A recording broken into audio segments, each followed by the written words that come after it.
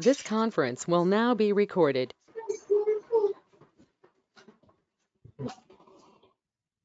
So in the previous session, we have discussed about how can we access the third-party web services with the help of Oauth authentication, and what exactly the flow inside this Oauth authentication, inside that username and the password flow we have discussed. Now, today we'll see the practical part. How can we do that? Now let's see practically inside this. Now, let's see the step-by-step implementation. How can we implement this functionality? Now let's see practically in this case. Now, let me give you the step-by-step implementation. Step 1. Whenever if you want to implement this OAuth authentication, that means if you want to access a web service from a third-party application, then we need two applications, right? We need two organizations. So we need two Salesforce.com organizations first. Okay, we need two Salesforce.com organizations.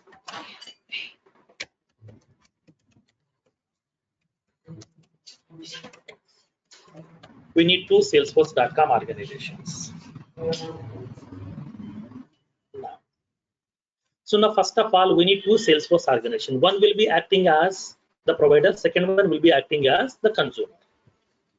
Next, after that, in the step 2, create the web service inside the provider organization. Inside the provider organization, create a RESTful web service first. Okay, create the RESTful web service by writing the business logic inside the provider organization. Next, inside the provider organization, create a connected app inside the provider organization.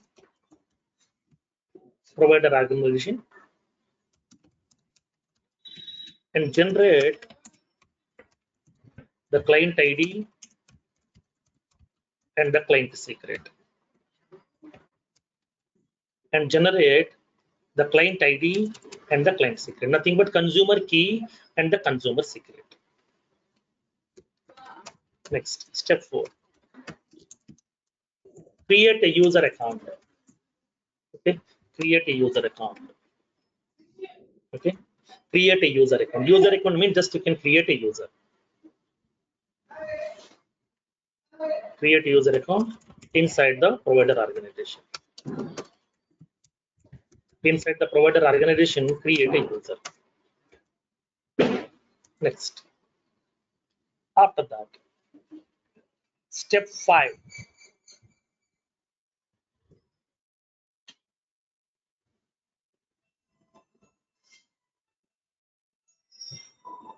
Now, supply the required details to the consumer organization.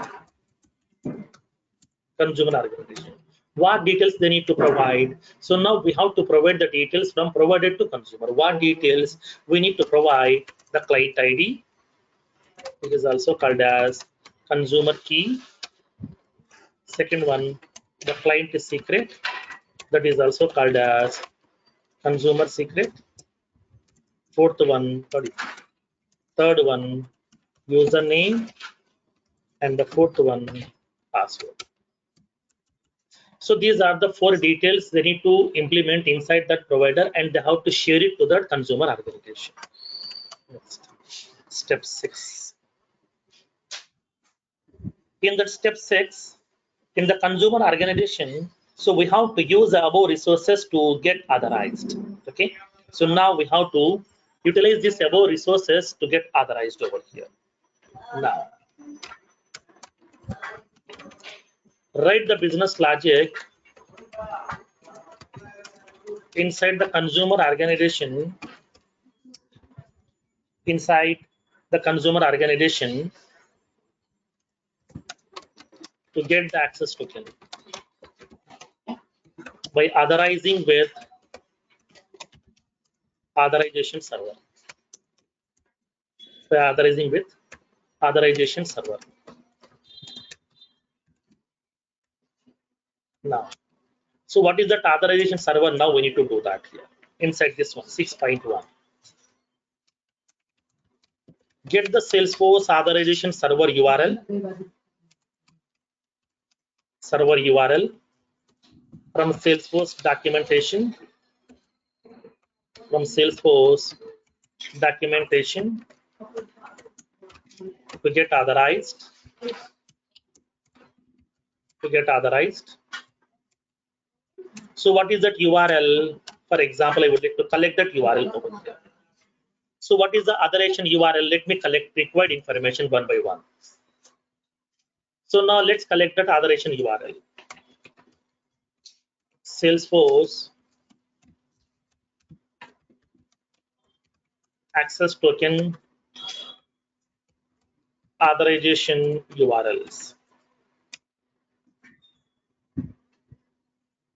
Now, you will be having the various URLs are available. From that one, for the access token, we have a separate URL is available which we need to get authorized. Now, let me collect this URL. So now to get the access tokens.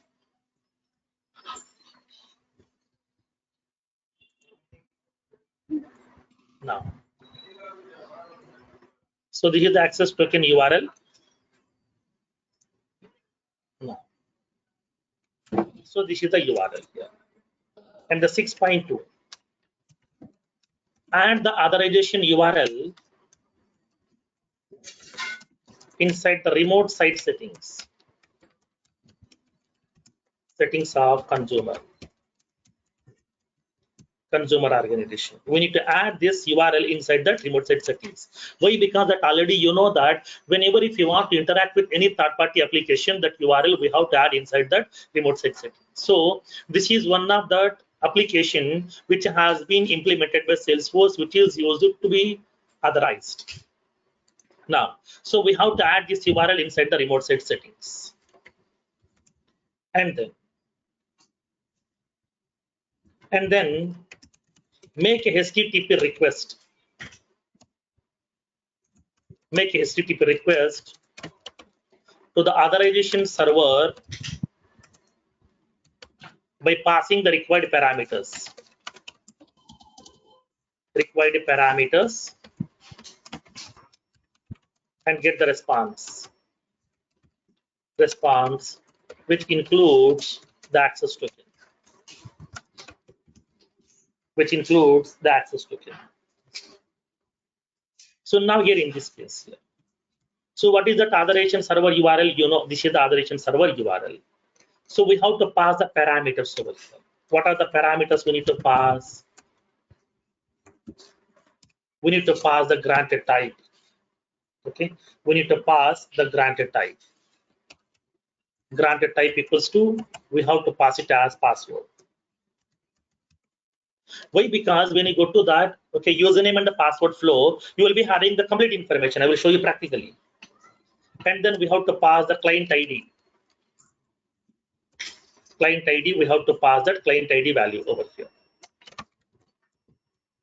Client ID, which has been sent by the provider. And the client secret. And we have to pass the client secret received from provider. And the username, we have to pass the username which we have received or collected from the provider. Password, we have to pass the password which has been collected from the provider. And then the method type. The method type is post, nothing but we have to post all the details. Based on the details, the authorization server will collect all this information, and then it will be verifying with the actual resource server. It will verify whether this client ID, client secret, username, and the passwords are valid or not. It will verify whether these details are correct or not.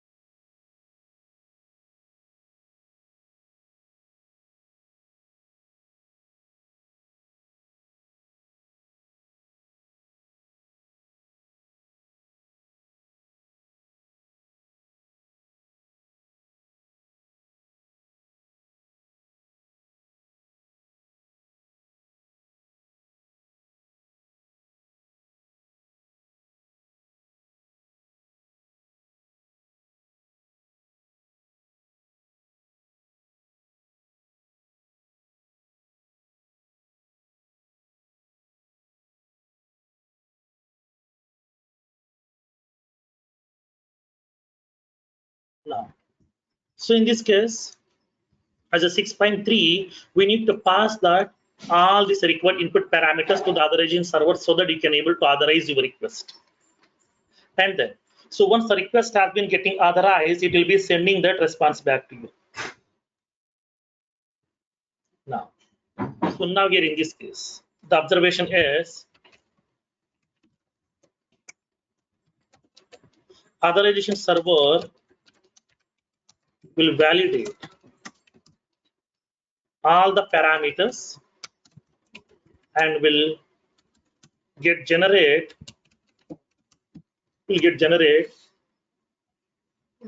an access token and will send to the consumer organization.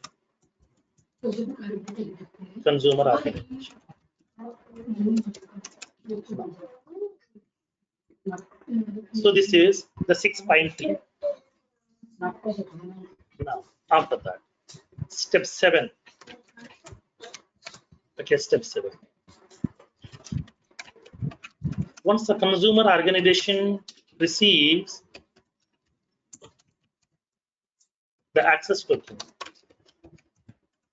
token from the authorization server,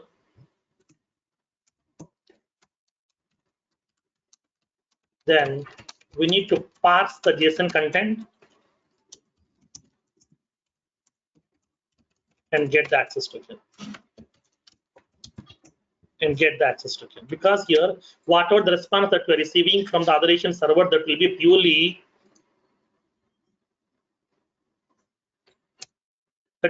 in the form of JSON format. So whatever the response that we're receiving from the authorization server, that is purely in the form of JSON format. So we need to parse that JSON content over there.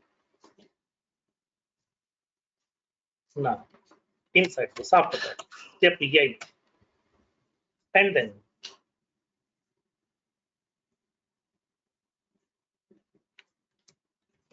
make a HTTP request to the resources server. That means web service. To invoke the web service and get the response.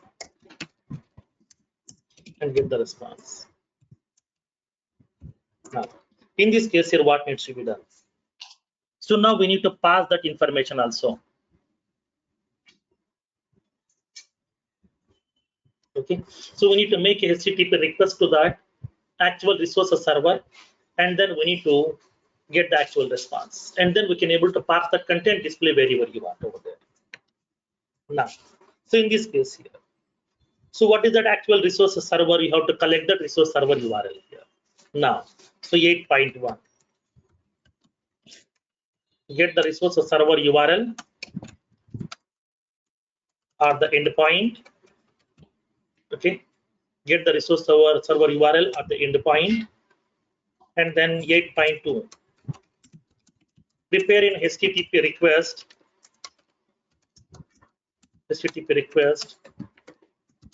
to invoke the web service.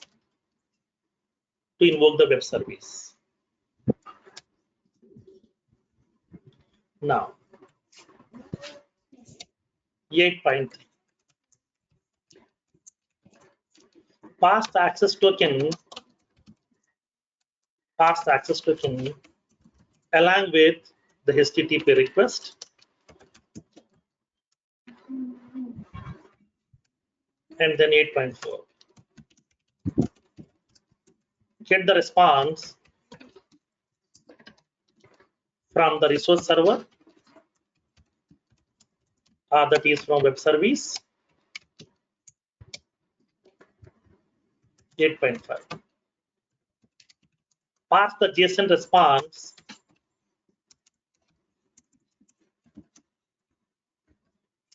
received from resource server.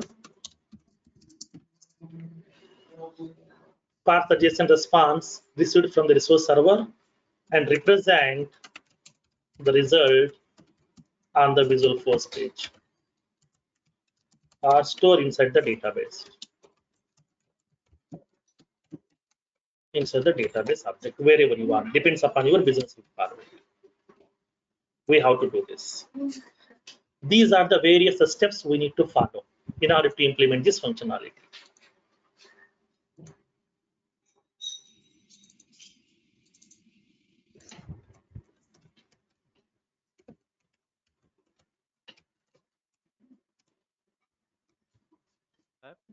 Small doubt Yes.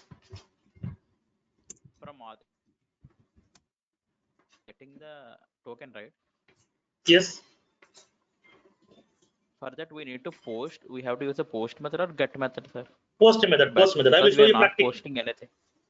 Because we are posting this information, right? These are the parameters we are posting. Okay, we are posting these parameters. Based on these parameters only, it will authorize that and it will be sending the access token to you. Okay. Now, because authorization server will receive these 5 parameters mandatorily. If you did not pass any of the parameter value, you can't get that information. That is a problem. I will show you practically the complete documentation. I will show you, which has been prepared by, which has been given by Salesforce. Now, so now let's see how can we implement this functionality step by step. Same process we have to follow for any implementation as part of OAuth authentication for username password. So let's take some 2 organizations in order to implement some functionalities over here.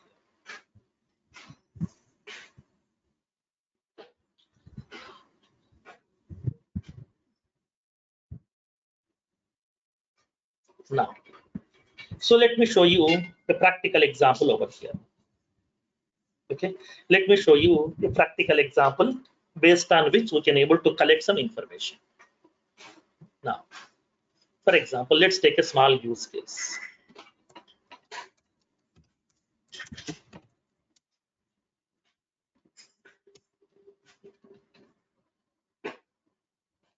Now, design a Visual Force page. Design a Visual Force page to get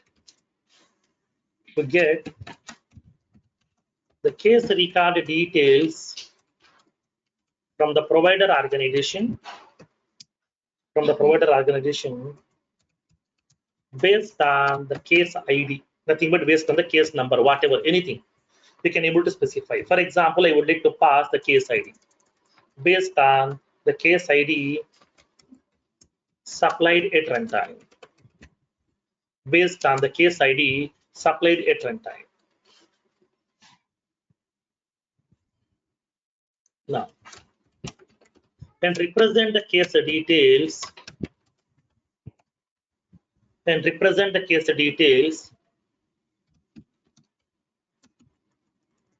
on the Visual Force page.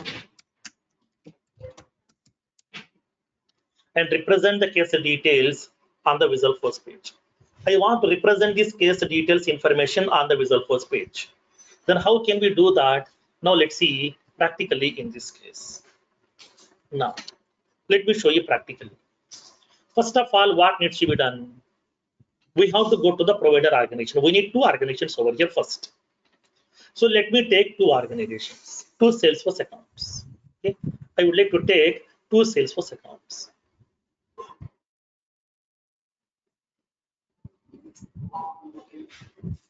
Now, so let me take 2 Salesforce accounts right now.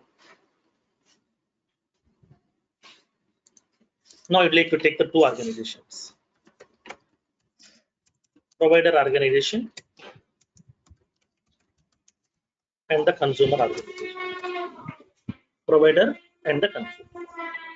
So let's see what will happen in this case here. Now I would like to use the provider as, let me take an organization first.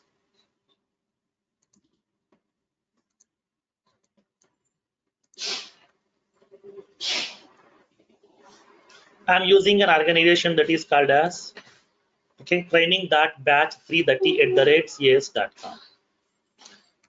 So this is the provider.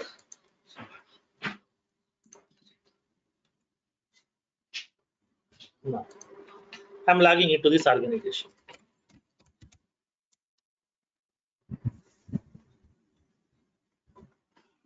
So this is my provider organization.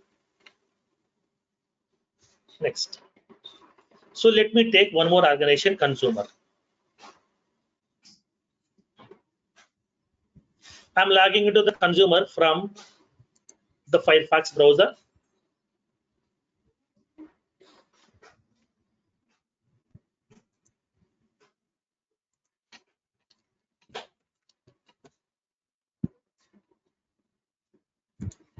I'm logging into that consumer inside this Firefox browser.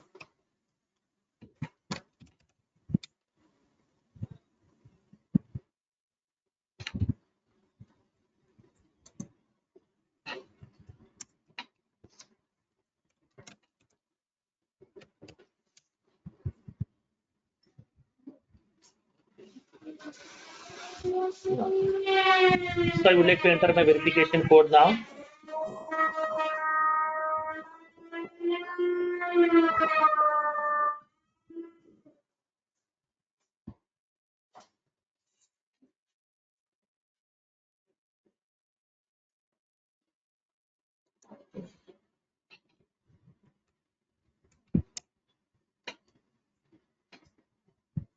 So this is my consumer organization.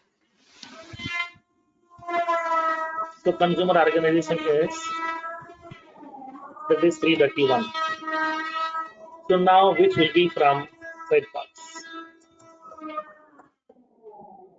browser, and this is from Chrome. This is from the Chrome browser. So I have taken 2 Salesforce account. One is provider, second one is consumer. Provider organization is, okay, training.batch330@some.cas.com. And the consumer organization is training.batch331@cas.com. So now this is provider and then this is consumer here. Okay. Now, so now let's see in this case here. So first of all, we have to go to the provider organization and we have to implement the web service. Okay, as per the implementation steps.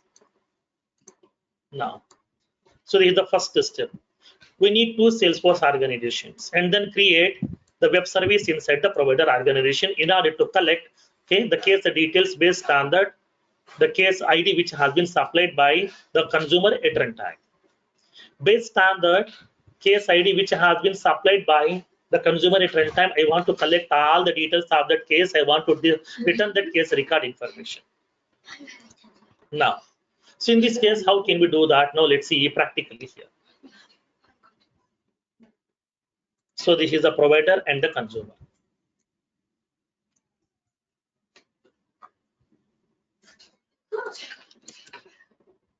I'm placing this information inside this. Now create a web service inside the provider. I would like to create a web service. So let's go to my provider organization. I would like to create a web service to collect all the case details based on the case ID which has been supplied at runtime.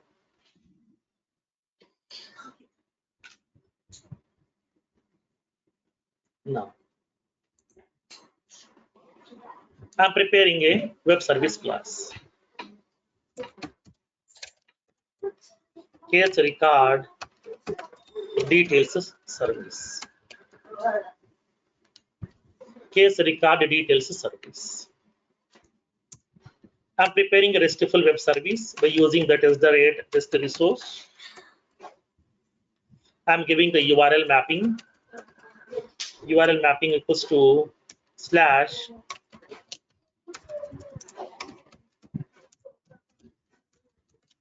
case record service. And then I'm making this class as global.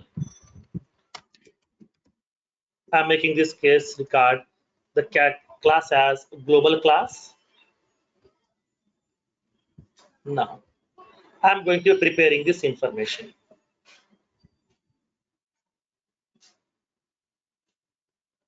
Now prepare the method here. Global static. I want to return the case information over here. Case get case details by ID. I'm passing the case record ID. Based on the case record ID, it has to return that case record to me.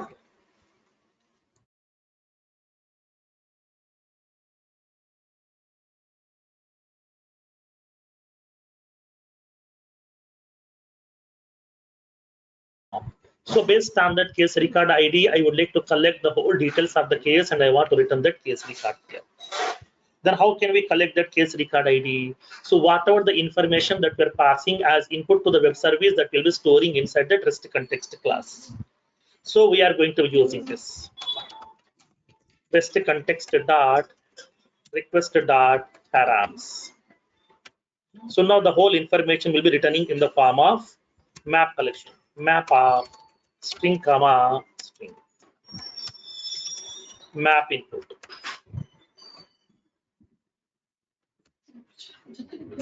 Map inputs. I'm collecting the input parameters over here.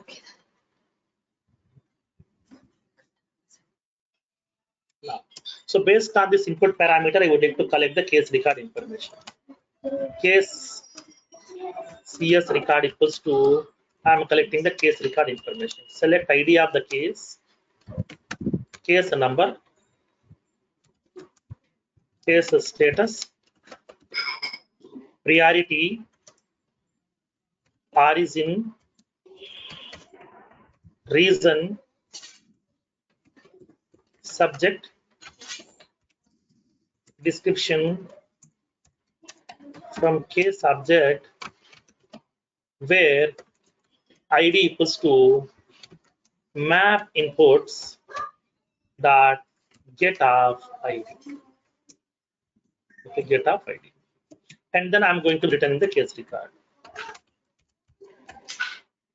So whatever the case record has been collected based on this case record ID, I'm collecting the case record. I would like to return that case record to the consumer. So that consumer will be receiving the case record information and then it can able to represent on the Visualforce page.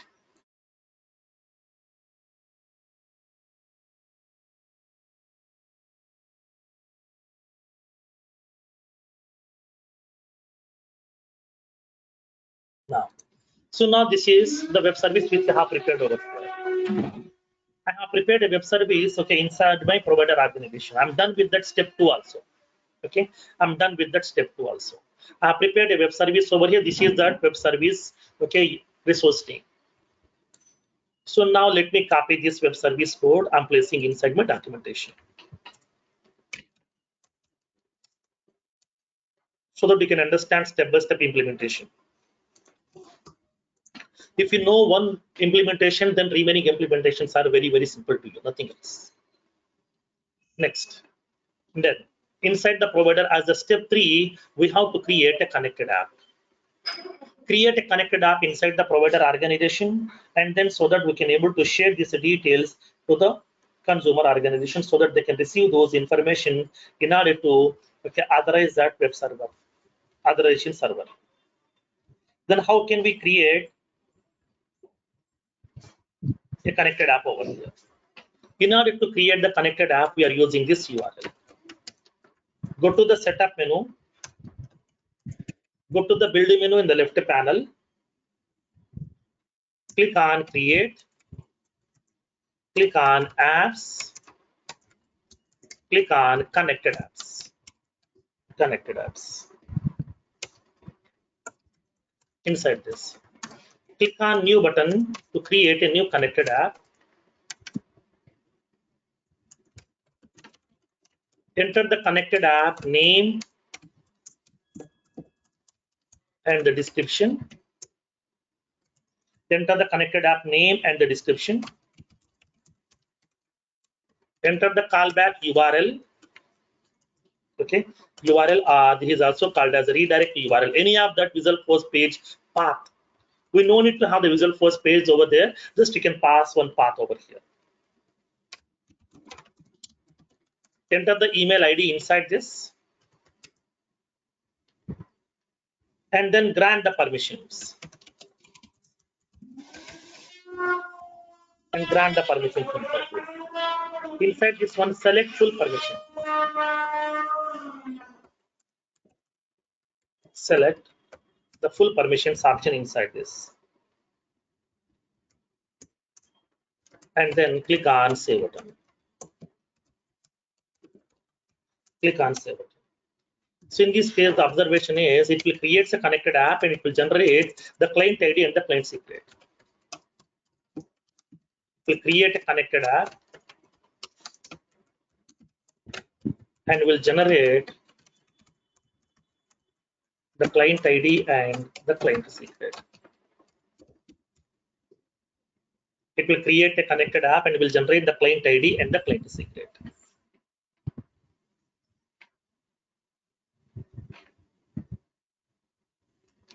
Now, so now here let's see how can we create a connected app inside my organization as a step 3. In which organization we need to create inside the provider organization over here. So let's go to the provider which is available inside that Chrome. Let's go to that build menu. Click on create apps. So now you know how to create the custom applications as of now, but now I want to create a connected app. When you come down, you will be having an option called as connected apps option. Click on new button to create a connected app. Connected app name, I'm indicating that Oauth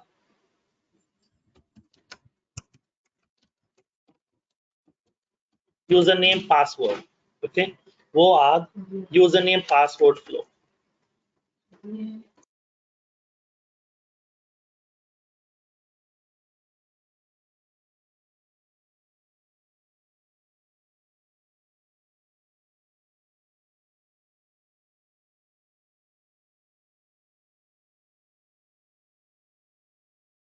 Now, specify the application name, and then FANE will be getting preparing the Salesforce automatically. I'm indicating the email ID. That means if there is any errors are available, then to which email ID it has to send. So image URL, icon URL, nothing. These are not required. I'm giving some description also. Oauth username and the password flow. Enable Oauth settings section. Okay, go to that. Enable Oauth settings section. Select this checkbox right now. Okay, select this checkbox right now, and then specify that callback URL or redirect URL. So I'm indicating that HTTP yes. So now AP15. Okay, https://ap15.salesforce.com/apex. I'm indicating that Oauth username password. Okay, Oauth username password.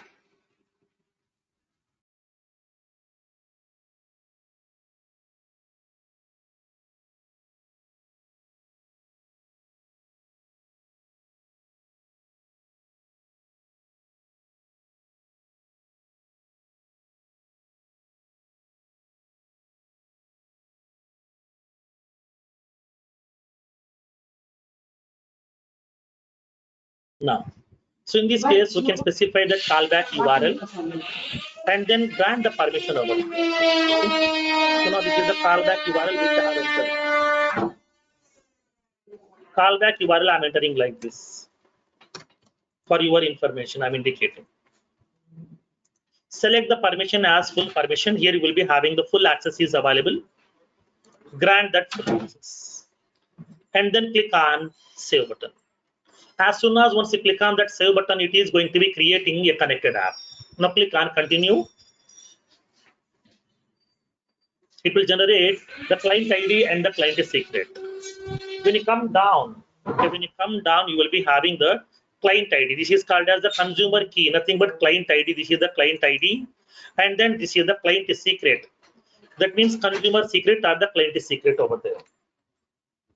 Now, so but it is looking like as a URL. So now just to click on that, we can see the actual content over there. Okay, there is the actual client ID and the client secret generated by the connected apps. So connected apps are nothing but the special kind of applications which are used to invoke the third-party web services, and we can get the response back. Okay, these are the special kind of applications which are used to invoke the third-party web services by using the OAuth authentications. So now here I'm collecting the consumer key and the consumer secret.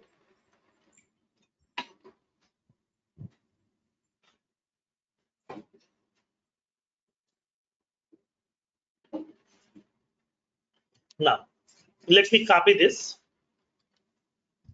I'm pasting inside this. I'm indicating that client ID.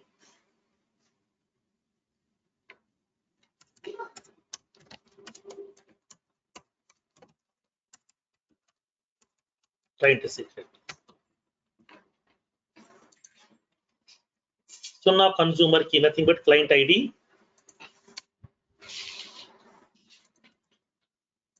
Client secret. Let me copy this. This is the client secret. I have collected both the client ID and the client secret. And then create a user account. Okay.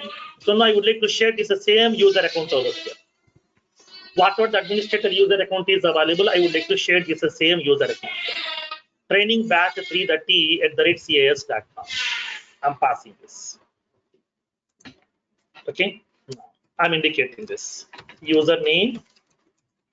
I'm indicating this username and the password. This is the password. So now pass this whole information to the consumer organization. Okay, pass this whole information to the consumer organization. Nothing but from the provider side, we are done. So now inside the provider, what we need to do as a step one, first of all, we have to create a web service over here. Okay, create a web service. And once the web service has been getting implemented, then create a connected app.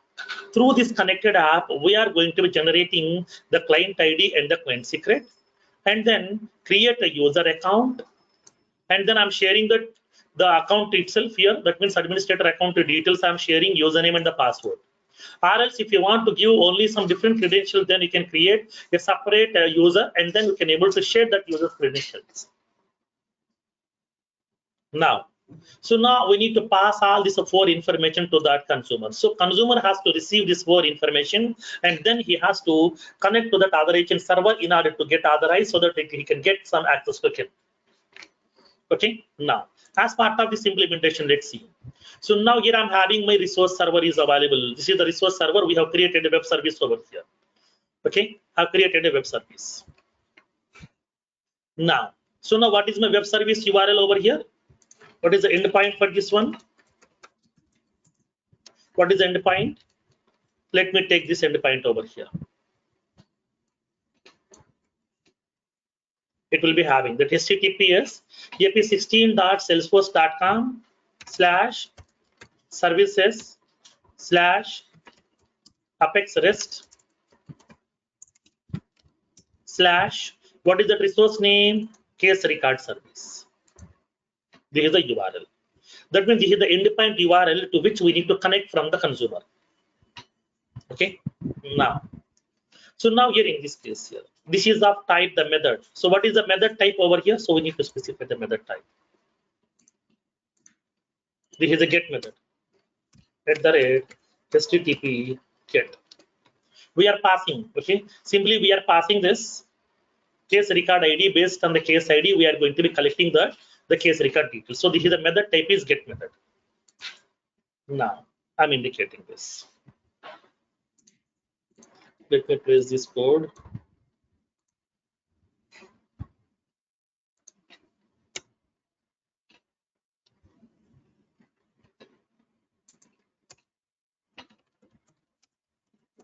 method type get. Now, so we are done with the provider organization. Now let's go to the consumer here. Inside the consumer, what we need to do, we need to design a visual first page by implementing this functionality here. As a step 6 till 5 we are done. As a step 6 we are going to be going to the consumer organization. Inside the consumer we are going to be preparing a HTTP request. So now we need to make a request to that authorization server URL, and then we can able to pass all these 4 parameters, and then we to get the access token here. Okay, now so now here in this case let's go to that step 6. Let's go to the consumer organization. In this consumer organization, first of all, what needs to be done? We need to prepare a visual first page. So let me design a visual first page in order to implement this functionality. Now, so let me enable the development mode over here to design a visual first page.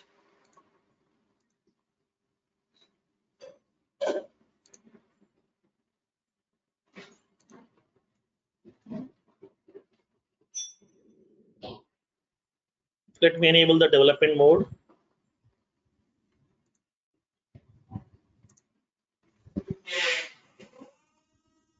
Now let me create a visual first page right now. Apex Oauth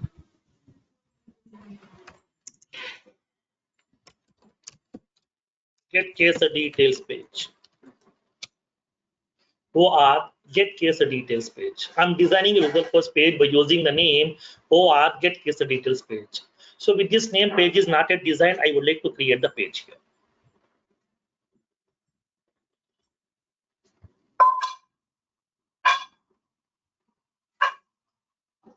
So now, so here I'm going to be designing the visual first page.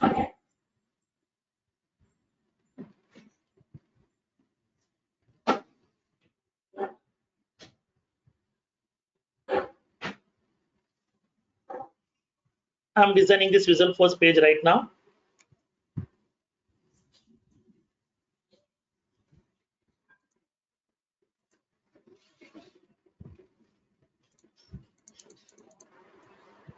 I'm removing the default code. I'm giving the default properties. Setup equals to false. Sidebar equals to false. Show header equals to true.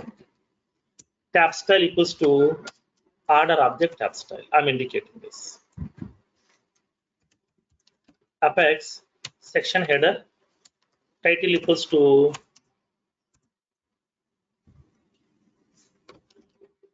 Oauth authentication. Subtitle equals to case details. Apex form tag. Inside this, I'm indicating the page block. I'm giving the title property, case details block. Inside this, I'm preparing a search functionality. Page block section. I'm indicating title equals to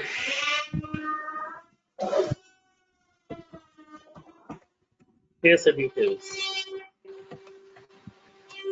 Number of columns equals to 2, and the collapsible equals to false.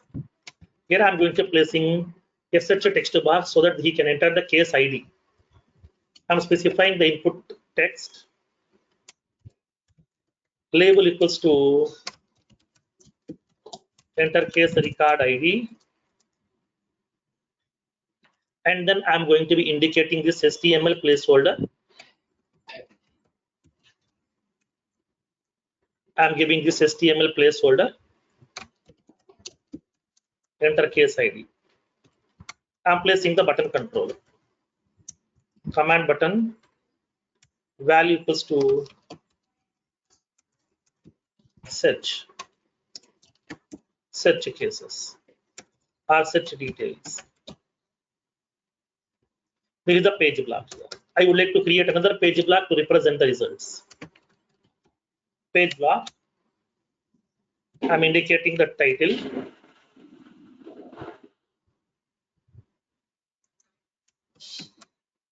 Case details.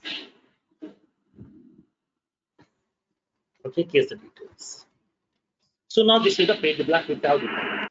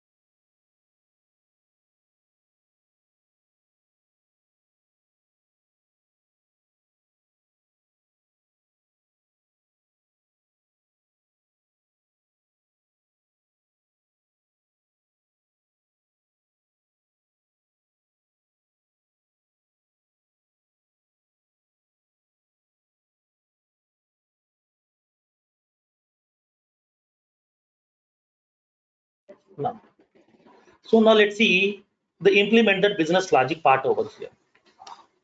Let's implement the business logic part. So now this is the user interface which we have. Here I would like to enter the case record ID. After entering the case ID, when you click on such details, it has to collect the case record information. It has to represent inside this. But where is the case record? That is in the different organization. That is in the different Salesforce account over here. So how can we collect this information? By invoking this web service. Okay. In another organization, we are having a web service. We are invoking that web service over here. Okay, from the client, from one Salesforce organization to another Salesforce organization, we are invoking this web service. Now, so now let's see in this case here how can we implement the business logic. Let me open this particular details.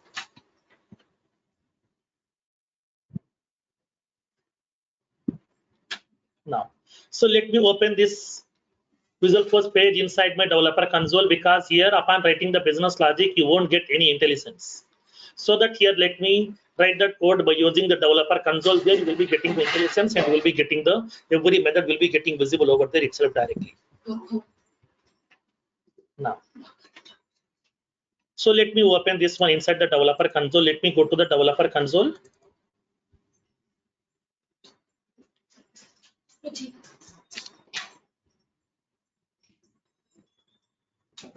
So let me create the page here itself. I'm implementing that controller class. I'm giving the controller class. Controller equals to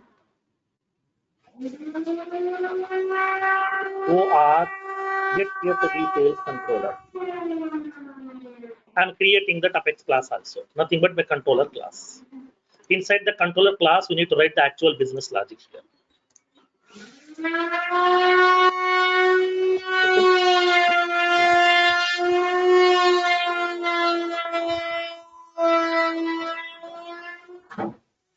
So first of all, we have to define a variable in which we can able to store the case record ID here.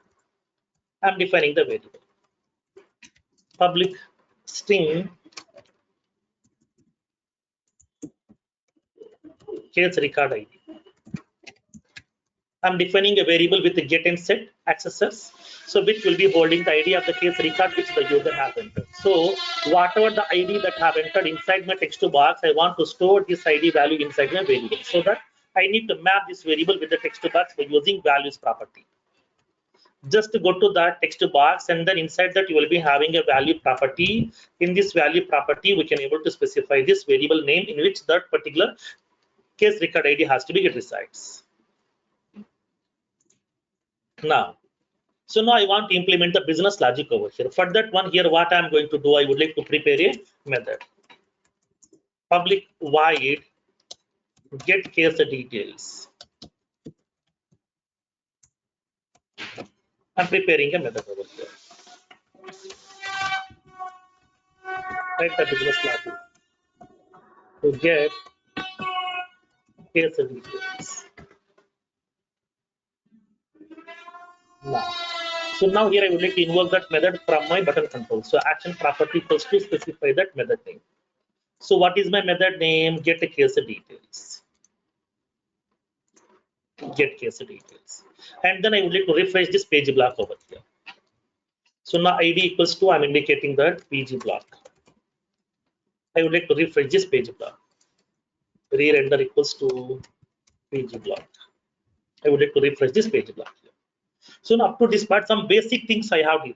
Okay, the basic thing I did here.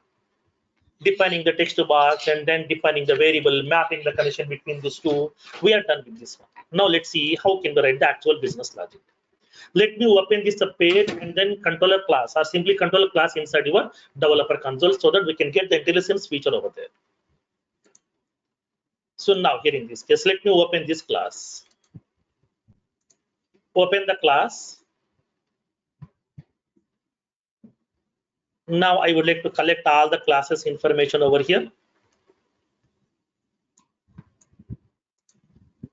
So we are having the class name with the name Oauth get case details controller. This is the class name, okay, which we have implemented right now.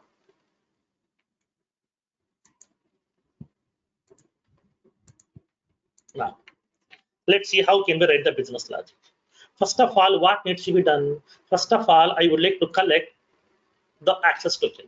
How can we collect the access token? Now, let's see practically in this case. In order to collect that access token, we are going to passing some required parameters over here. So let me write this code. Okay, let me write this code inside a separate method.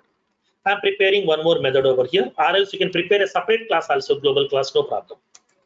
Okay, now I would like to return this string over here. Okay, public string get access token.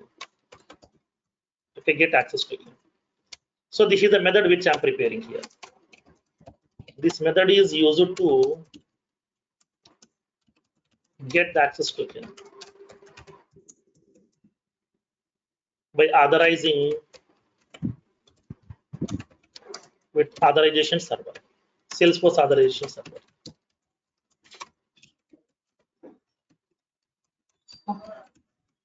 By authorizing with Salesforce authorization server. Now, so here what needs to be done? First of all, we have to collect that client ID, client secret, username, and the password. Now, so I'm going to storing this whole information over here. Okay, I'm storing this whole information inside this. I'm defining this variables over here.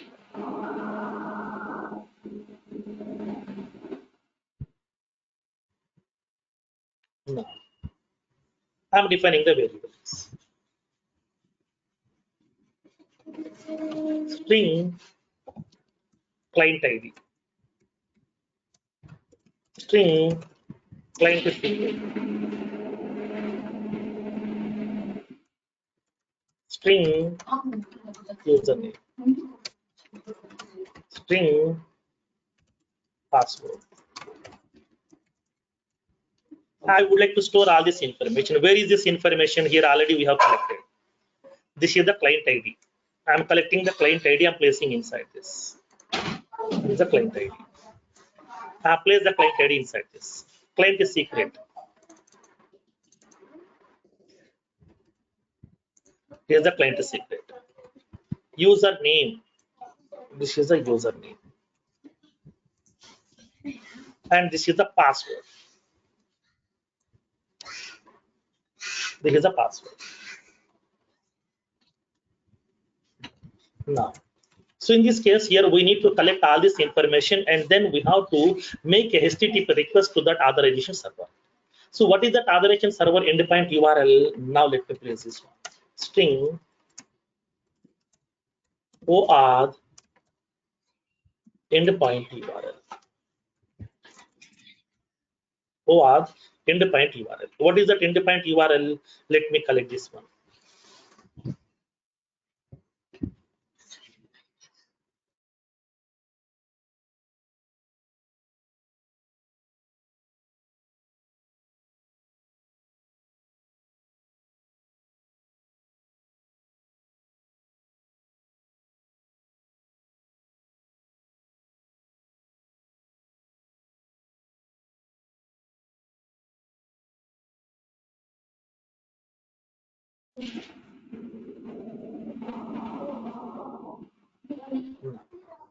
So I have placed this endpoint URL also.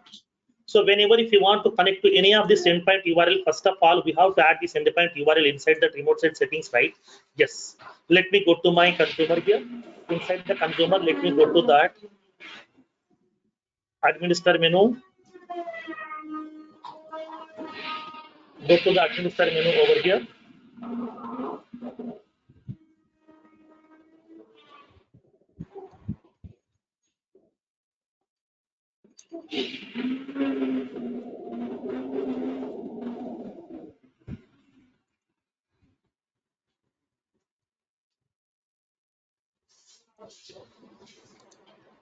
Now, go to the security controls. Click on remote site settings. Click on add new remote site. I'm indicating the remote site name Oauth, username, password, remote site URL. So the Oauth username, password, authorization URL, authorization endpoint. Now click on save. So it has been added that authorization server's endpoint URL is available now. So let's go to the business logic here. So now we have that endpoint URL, we have the client ID, client secret, username, and the password. Now let's see how can we implement this HTTP request here. Now let's see practically in this case.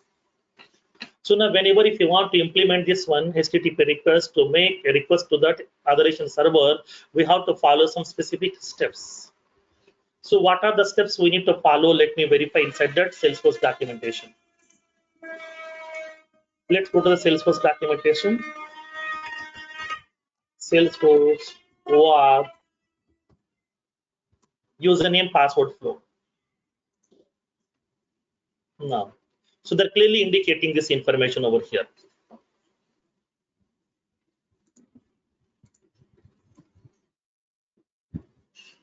It is loading the documentation. Now, so request and access token. That means if you want to get the access token, then please make a request. So it is indicating to request an access token, the connected app sends the username password as an out of band post to the Salesforce token endpoint such as following post. This is the post request we have to follow. Okay, we have to send a post request. The method type is post. So what is the parameters we need to pass? We need to pass the parameter like this. Granted type equals to password and client ID and client secret and username and password here. These are the parameters we need to pass to the authorization server as a post request. So we need to implement this post request right now over here. How to implement the post request? Now let's see practically in this case.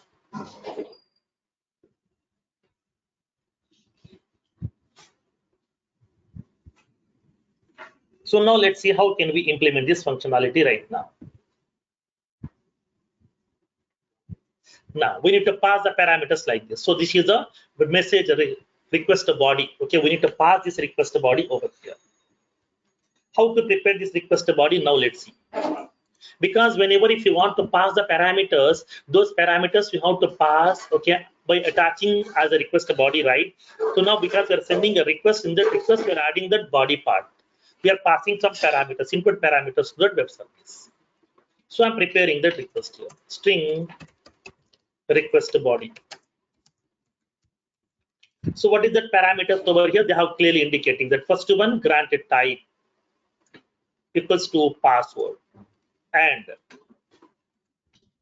okay, and what is that next one? Client ID equals to client ID equals to, where is that client ID? Inside my client ID variable, so that we can able to pass. That means keep on we are appending over here. Next, after that we have to follow the Salesforce documentations.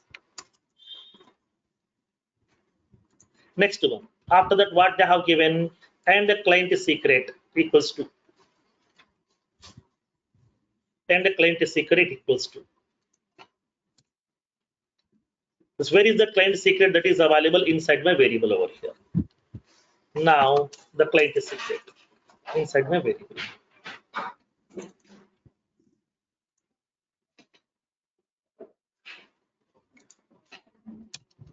Okay, granted type equals to password, and client ID equals to, I'm passing the client ID plus, and the client is secret plus, what is the next parameter we need to pass? The next parameter is plus ampersand username equals to, ampersand username equals to, we need to pass the username. Where is that username? This is the username, and then plus ampersand. Password equals to, where is that password value that is available inside my password variable? Okay, so now this is a request body which we need to prepare, and we have to send to that authorization server over here. So we are ready with the request body also. Now let's see how can we prepare a HTTP request in order to send to that authorization server. So now let's see. I'm preparing the HTTP request. HTTP request. Now it's case request. C request equals to new HTTP request. I'm preparing the HTTP request class here. C request that I'm indicating that set a body. So what is that request body? We are going to be indicating that this is the request body over here, which we have prepared. I'm passing some parameters to my web service. What is the method name? C request dot set a method. What is the method type here? This is a post method. Post method. What is the endpoint URL here? C request dot set endpoint. So what is the endpoint? This is the endpoint. Oauth endpoint URL. Okay, this is the endpoint URL. So I'm passing this required parameters here. So I'm passing this endpoint URL. I'm passing this request body, and then the method also, and then prepare that response. HTTP response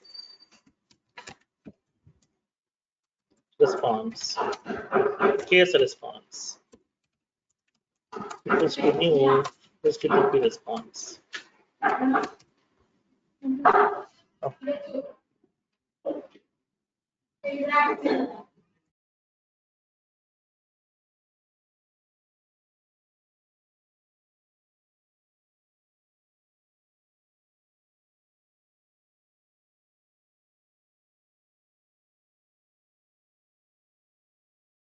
Now, and then HTTP request here.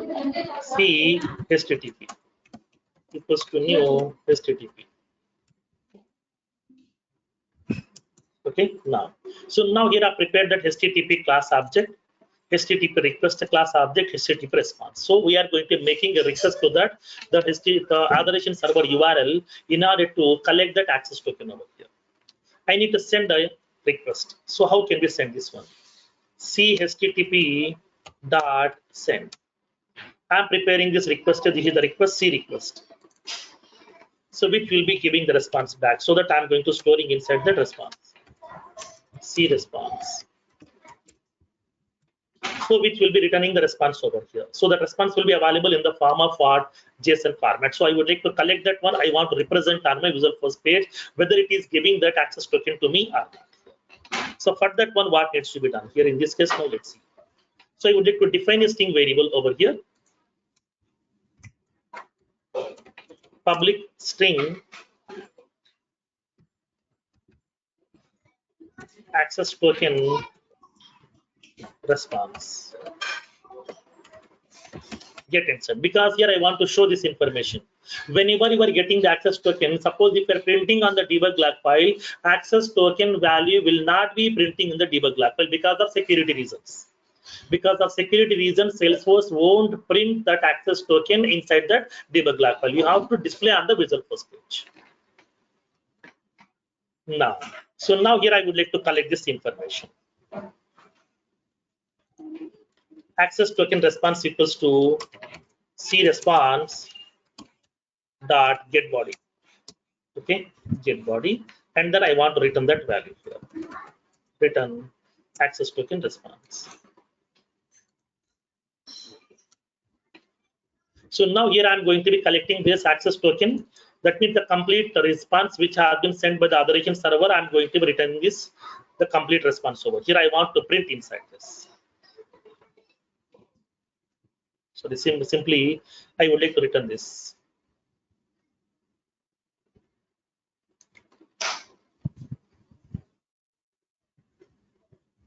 Okay, let me define the variable over here. String response JSON.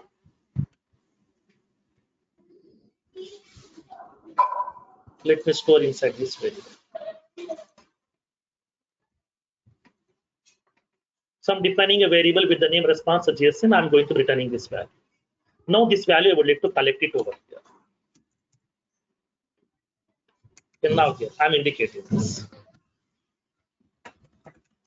Invoke the authorization server URL and get access token.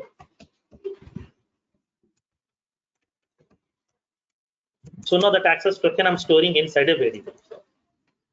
Access token response equals to I'm invoking the method get access token method. Because why have written that code inside a separate method is, suppose if you are implementing one more web service, then no need to no need to prepare another code. So simply we can able to invoke this method directly. We can able to use this same method in the multiple places. Now I'm collecting this information and then I want to display this information on my Visual Force page. So let me go to my Visual Force page.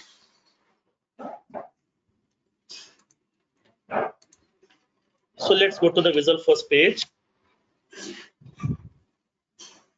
The whole class code is also available to you over here.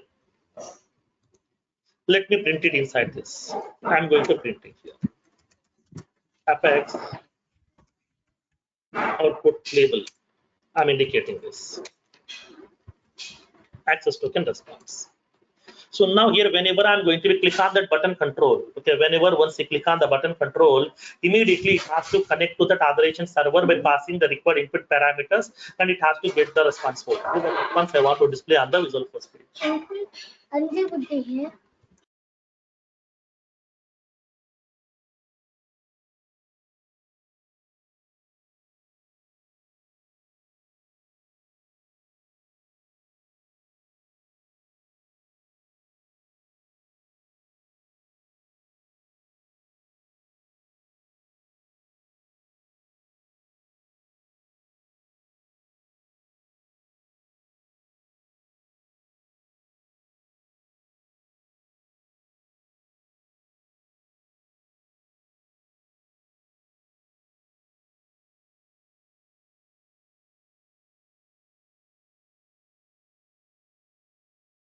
Now, so now let me invoke this one. Okay, whether it is going to be sending whether we are able to receive that response or not.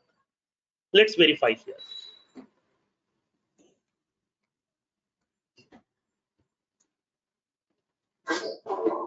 Now, let's execute this business logic right now. Click on this, the search details. When you click on the button control, it has to call the method. So let me invoke this one. Have we specified the method name? Okay, have specified the method name also. Click on search details. Now we are going to indicate we are getting that message invalid grant. Okay, error description, authorization failure. Okay, So it is indicating that error message over here, invalid grant, error description is authorization authentication failure. That means whatever the username, whatever the password that you have entered, that will be invalid over here. So let's verify what is the username and the password and the everything we have entered over here. So now here we have specified the username and the password. But whenever we are passing the password, okay, of that the provider, we have to pass password plus security token both. Suppose if you don't want to pass the security token every time, then do one thing. When you go to the provider organization, okay, when you go to that provider organization, here we can able to add that universal IP address for this user account, for these users, okay, go to the profile of this user. That means provider. Inside the provider, go to that user, okay, which you have specified, go to the profile of the user, add that universal IP address. Like when you go to that login IP ranges, here we can able to specify that, click on new, specify 0000, that means 0.0.0.0, and then ending IP address will be 255.255.255.255. Okay, now specify the universal IP address, so that it doesn't request any security token. Directly we can able to authenticate by using username and the password. That's it, simple. Now, so let's go to this one. So now let's execute this user application now.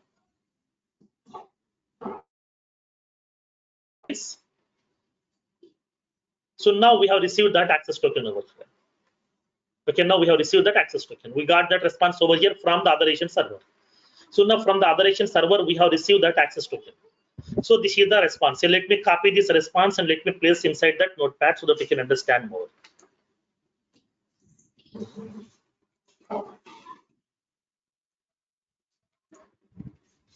So this is the response. Here inside this one, you will be having that access token. This is the access token is available to you.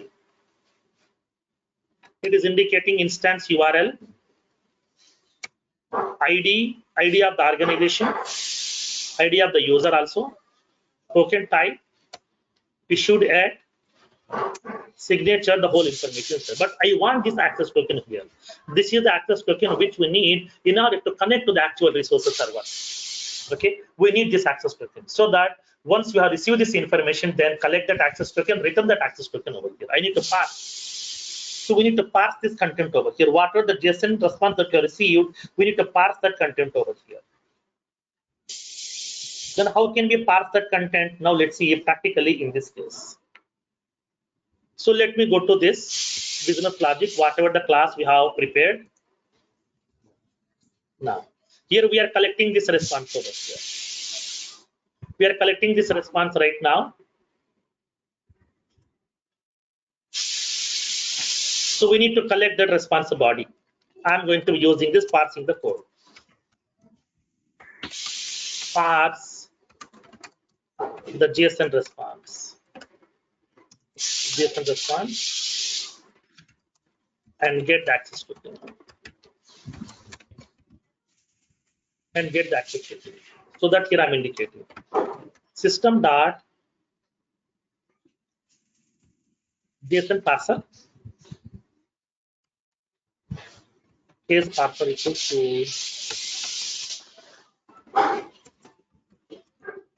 equals to system dot JSON dot create parser. So what is that JSON string which you have received? I have received that JSON string that is from response dot get body. So whatever the body that you received from that authorization server, in that body, okay, you will in that response body, you are having this actual JSON format of content. So that I'm collecting that JSON string and then I'm going to parse in this content over here.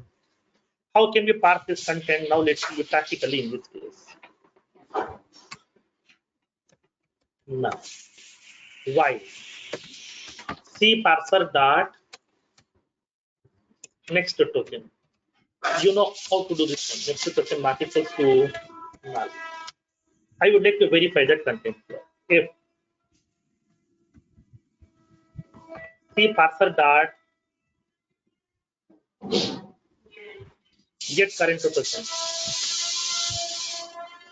get current token equals to system dot JSON token dot field name and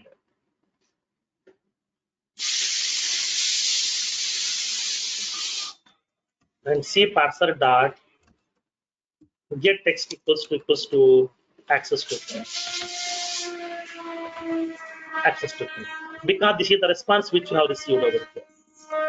Okay, this is the response which you have received. In this one, the parameter name, nothing but the key is access token here. Pass the same key. I'm passing this one. Whether it is access token or not. If it is access token, then get that value over here. How can we collect that value? Now let's see practically in this. I would like to go to the next token. C parser dot next token. I would like to collect that value over here. I'm going to be collecting this value. I want to store that value inside my access token parameter over here.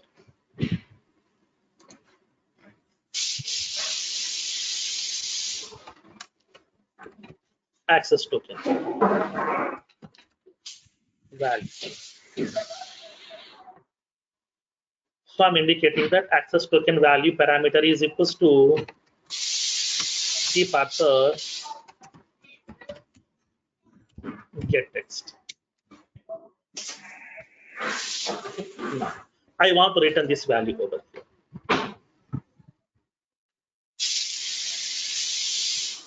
I'm returning this value. That's it. That means simply instead of collecting that whole response, I'm going to be returning only that access token value. That's it. Only the access token value I would like to return it over here. I don't want the complete one. I want only access token over here. Now let's see. Let's execute this business logic right now. Once you click on the set details, it will be returning that only that access token to you. See, this is the access token which I have collected right now from the authorization server. Now I need to use this authorization server's access token value in order to invoke the actual resource. Okay, now. So once the access token has been getting received, then only we can able to initiate the actual resource. Then how can we do that? Now let's see practically in this case.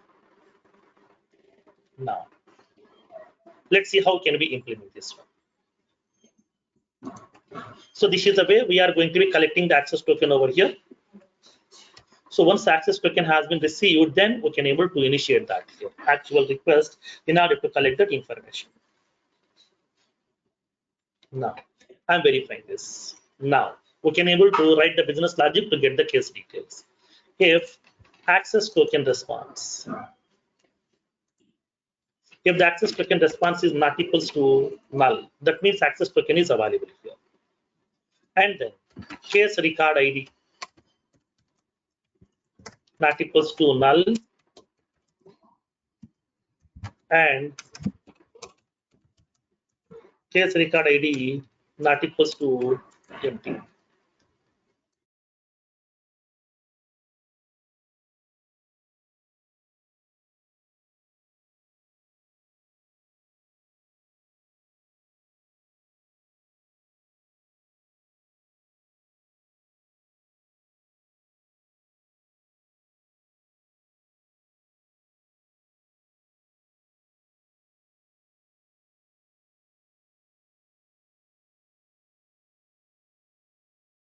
Now, so now we are verifying this. If the case record ID is not equals to null and the case record ID not equals to empty, and then access token is not null, that means access token is available, case record ID is also available.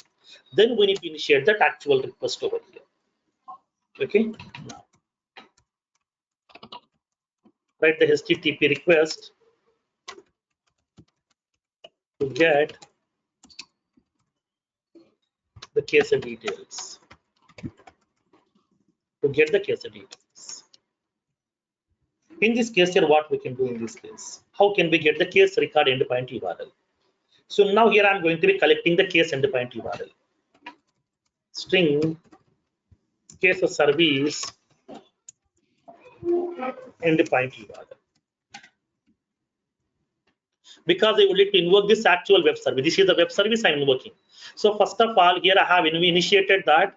Okay, the request to the authorization server, we got the access token. Now we are invoking the third request here to that case service. How can we access the case service based on that? The case service endpoint URL.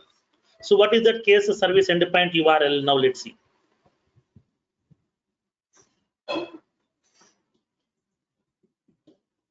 Now this is the case service endpoint URL.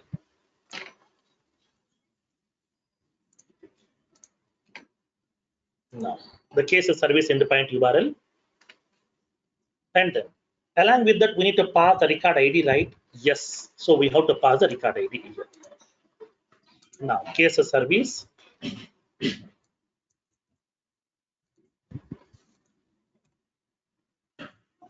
slash question mark ID equals to, we need to pass the case record ID over here.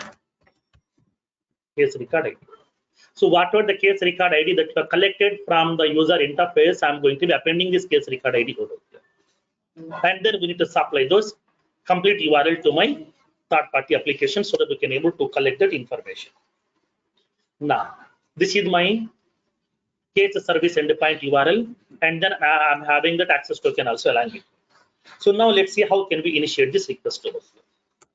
Now prepare the request.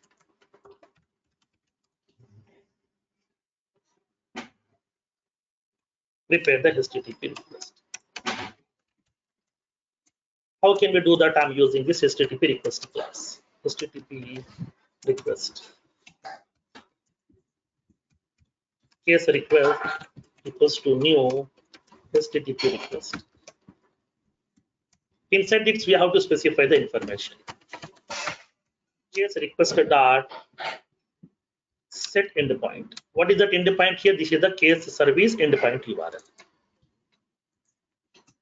And then case request dot set a method. So what is that method type? The method is of type what? The method is of type, this is a get method. So we need to pass the method type as get. This is a get method.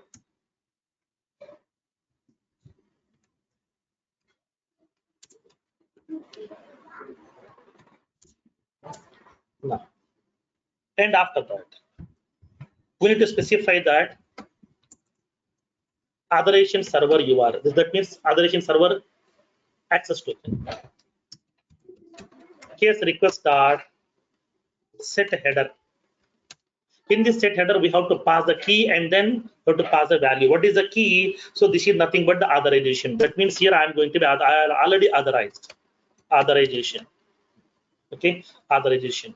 So what is that authorization? We are having that access token is available. That is okay, Oauth plus access token. So where is that access token variable? Here the access token variable is available. Access token response. Access token. So I'm going to be informing to the third-party web service boss. Already I have authorized one. Already I'm having the access token. I got the permission. So please allow me to invoke this web service so that I can able to get the response.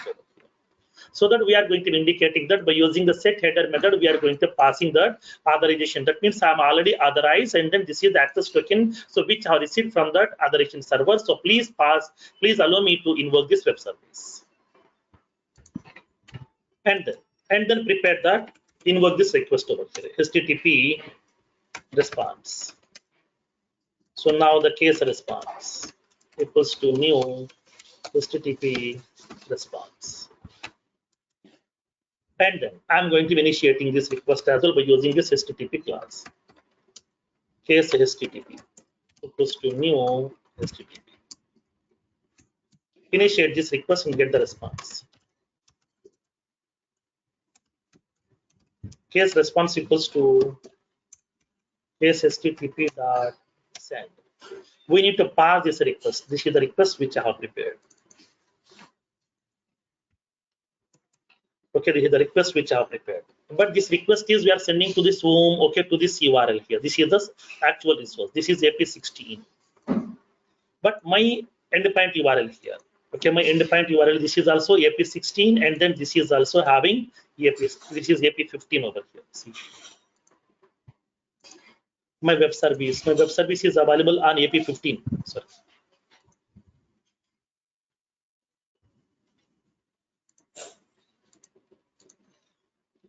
AP15. So we have to add this URL inside your remote site settings. Inside the consumer, we have to add this endpoint URL, or else we can't invoke this web service. Let me go to this.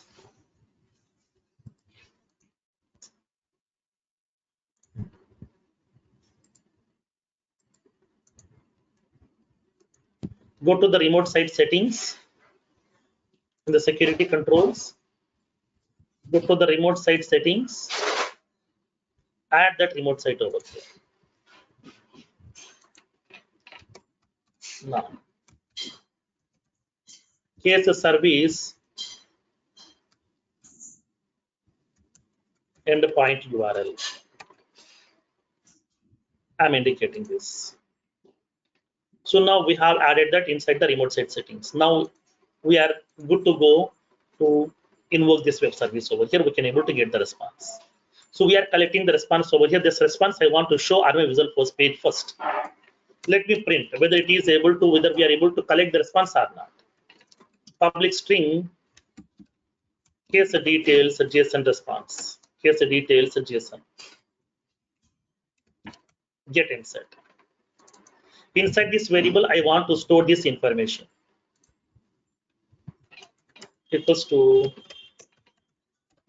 case response get body. That means here whatever the response that you received, I'm collecting that response. I'm going to placing the response inside a variable called as case details JSON, and then I'm representing on my Visual Force page. Let's see. So let's go to this Visual Force page.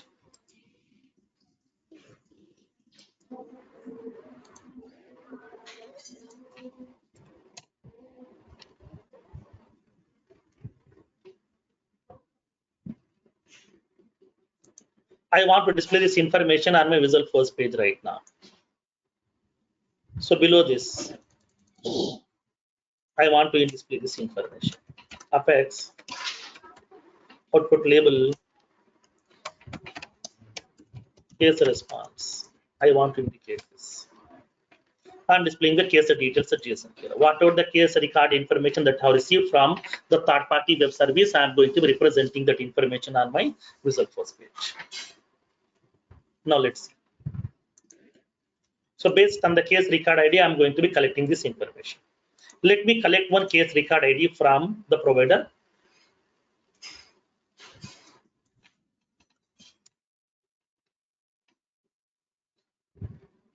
Let's copy any one of that case record information.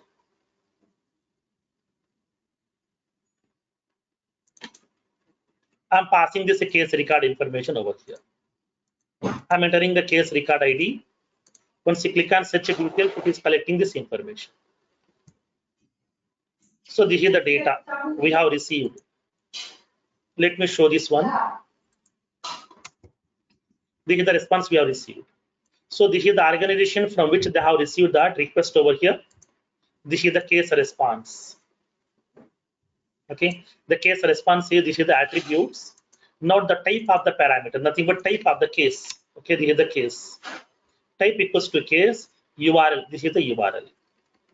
ID of this case, we can able to collect this ID of the case number also, case status, case priority, case origin, case reason, case subject.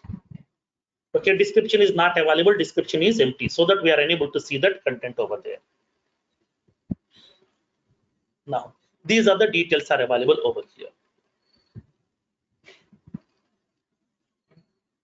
Now, so now let's see how can we collect this information. So we are able to get the response from the third-party systems also, but now we need to pass this JSON content and we need to collect each and every parameter value we have to show on our Visual Force page over there. How can we write this code? Now let's see. Okay, you know how to pass the JSON content already, you know that.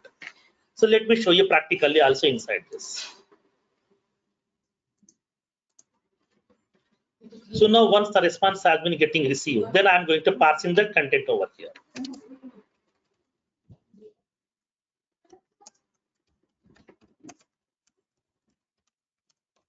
Parse the content and display the values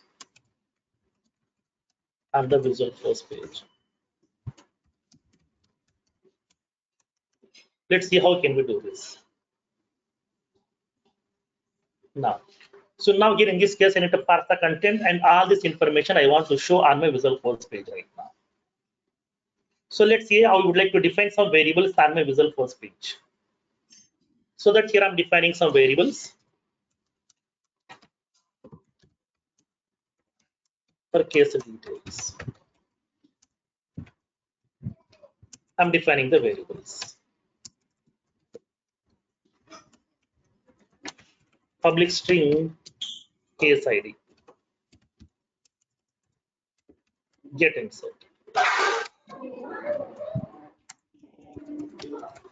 Public string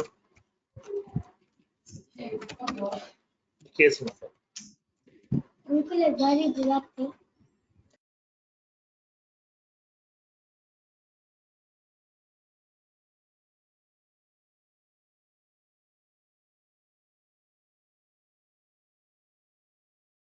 I'm indicating this. Public string case status.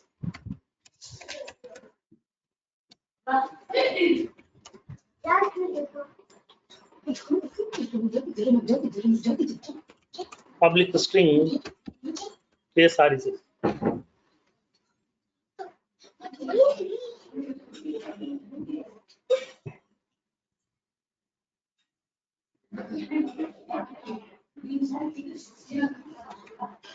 Case origin.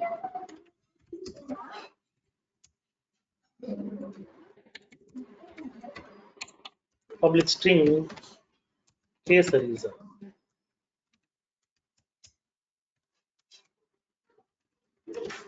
Public string case priority.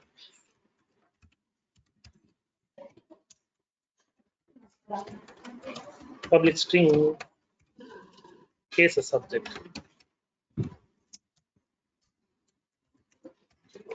Public string case description.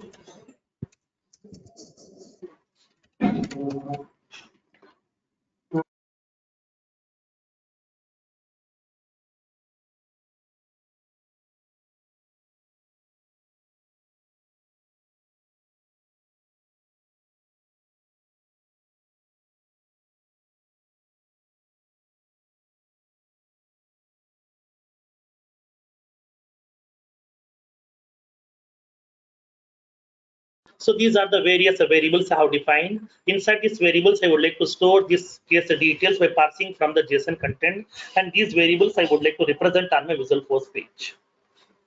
So now let's parse the JSON content which I have received from the actual resources server. Now, so once the content has been received, then parse the content over here. I'm going to be indicating this. System dot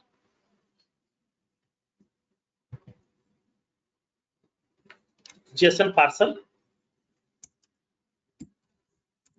C parser equals to system dot JSON dot create parser. So where is the JSON string? The JSON string is available inside this case details JSON. That means inside the response we have received that content. That content I'm passing to my JSON parser class. Now from here parsing the content as it is, same, no change, same story. C parser dot next to token not equals to null. I would like to parse this content over here. Now I would like to collect this information. If C parser dot get text is equals to ID, then I would like to collect this information. C parser dot next to token, the value will be available here. I would like to store this value inside my variable case ID. Okay, now case ID equals to C parser dot get text. And then along with that, I would like to collect this information also. If C parser get text equals to what is the next parameter over here which we have received? This is the case number. Case number. I would like to store this. Key parser dot next to case number equals to key parser dot get text. Like the similar way, I would like to write the code for the third parameter.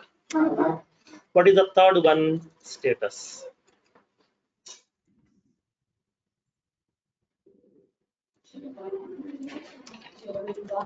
Case status. And then I'm copying this information the same. What is the fourth parameter? Priority.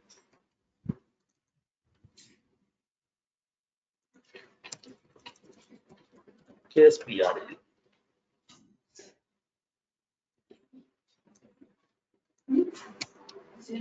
And then what is the next parameter? Origin.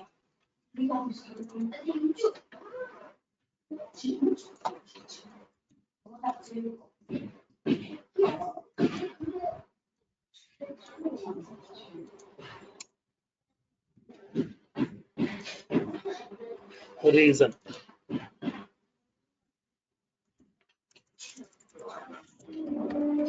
Case reason. And then case subject. I'm going to be collecting this information, case subject. Like the similar way, case description.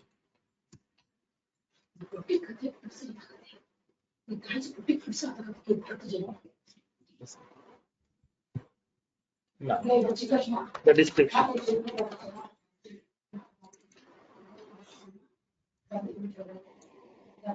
Case description. So now here I'm going to be collecting all the details over here, and then I'm going to be representing these details on my Visual Force page.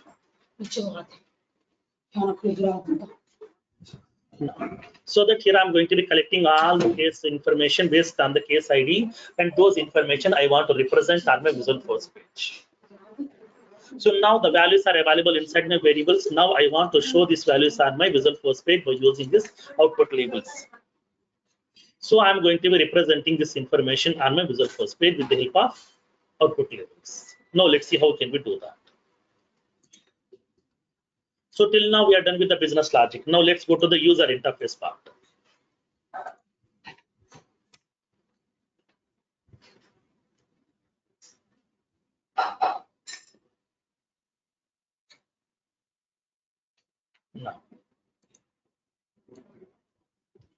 Now represent this content over here. So I want to show this information in the form of the page black table. So the page black table or whatever, anything. No need to give the page black table. You can able to repeat the page black sections.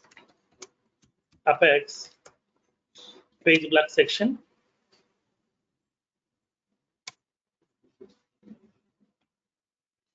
Here I'm indicating that section title equals to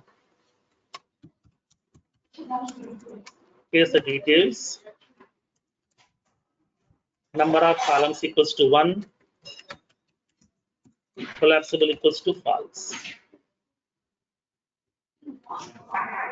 Collapsible equals to false.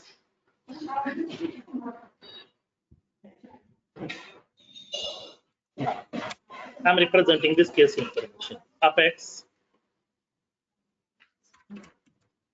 output label.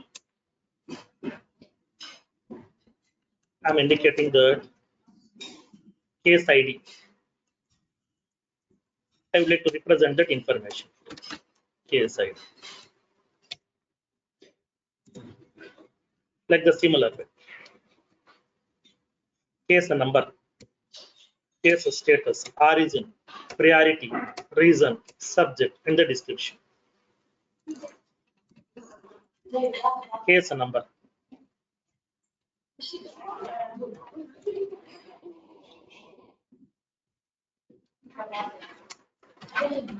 Case status.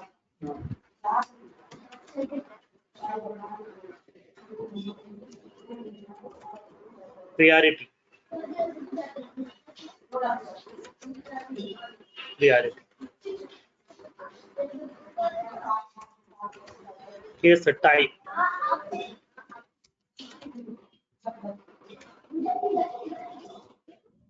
Case origin.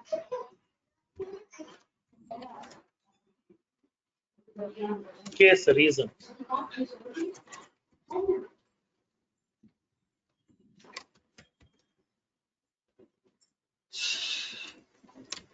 Case subject.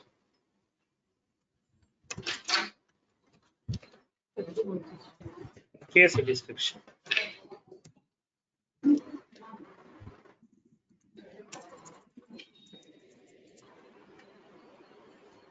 Case description.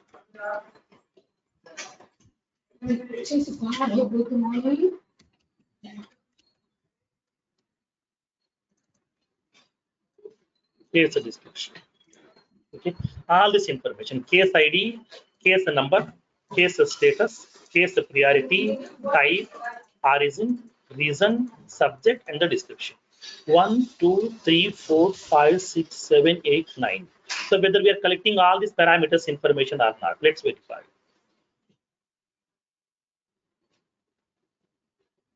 Case ID 1, 2, 3, 4, 5, 6, 7, 8. Case type we are not collecting over here.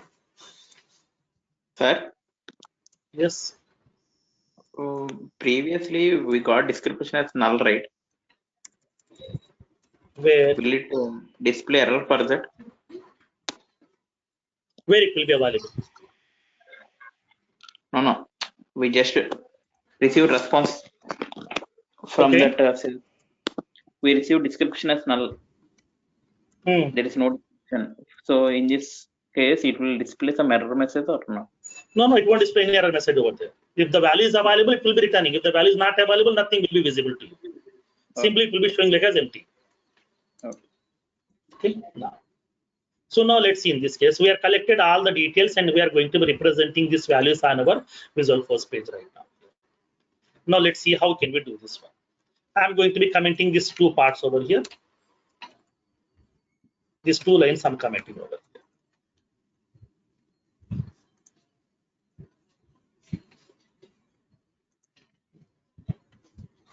Now, let's specify the case ID. Based on that, you have to collect the case information over here.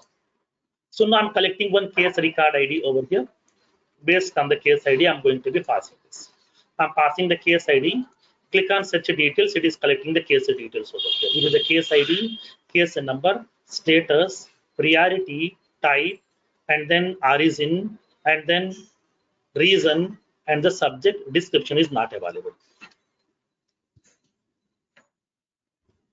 Now, and then after that, for example, let me take another case over here. I'm taking some James Ashley. So let me copy this case ID. I'm passing this. So now collect the case details here. This is the case ID, case number, status, priority, type, origin, reason, and the subject and the description. There is no description is available, so description will be empty. Suppose, for example, let me take that case record here.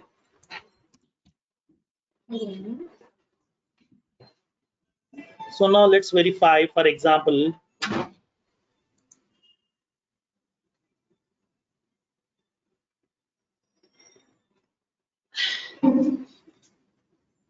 so there is a,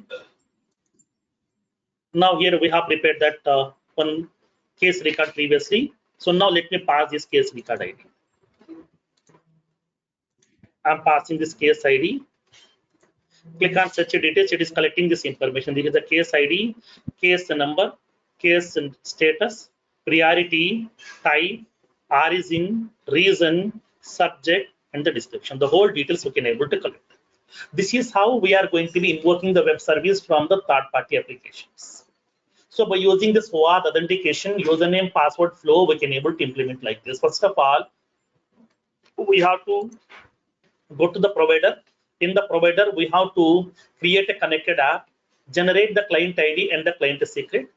take one user account details and then implement the web service, and then pass these details to the consumer people. So the consumer people are going to be collecting these details.